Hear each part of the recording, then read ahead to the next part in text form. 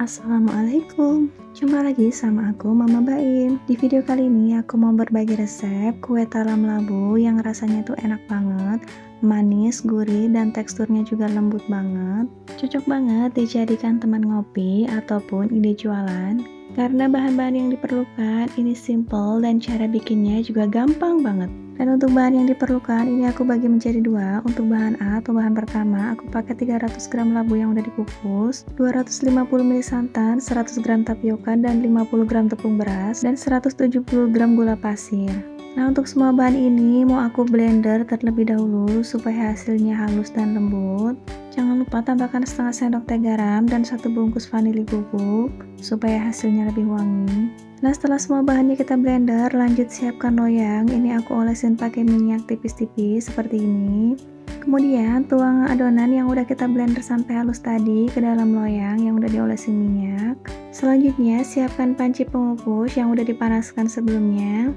Kemudian kukus adonan tadi selama 30 menit dengan api sedang. Nah, sambil menunggu kita kukus adonan pertama, selanjutnya ini aku mau siapkan adonan kedua. Selanjutnya siapkan wadah, masukkan 50 gram tepung beras, tambahkan 30 gram tepung tapioka, setengah saset vanili bubuk, dan setengah sendok teh garam. Kemudian tambahkan 260 ml santan kental. Dan untuk santan kental ini aku buat dari 2 bungkus santan instan kemasan 65 ml ditambah dengan air sebanyak 130 ml. Nah, setelah semua santannya selesai dituang, ini kita aduk sampai tercampur rata. Pastikan gak ada adonan yang bergerindil ya. Atau boleh juga teman-teman bisa disaring adonannya supaya gak ada lagi tepung yang menggumpal. Nah, setelah tercampur rata seperti ini, adonan kedua udah siap kita kukus. Nah, setelah 30 menit ini kita buka penutup kukusannya. Tuang adonan kedua ke atas adonan pertama tadi. Selanjutnya tutup dan kukus kembali selama 25 menit sampai kuenya mateng. Nah, setelah dikukus selama 25 menit, ini kue talam labunya udah mateng. Nah, setelah kuenya dingin atau udah suhu ruang, ini bisa kita keluarkan dari loyang dan kita potong-potong sesuai selera. Dan untuk pisau yang digunakan untuk memotong sebaiknya dialasin plastik supaya nggak lengket.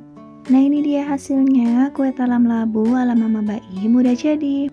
Teksturnya kenyal dan lembut, tampilannya juga cantik, rasanya manis, gurih. Cocok banget dijadikan teman ngopi ataupun ide jualan. Dijamin pasti laris. Jadi buat bunda di rumah, jangan lupa recook ya.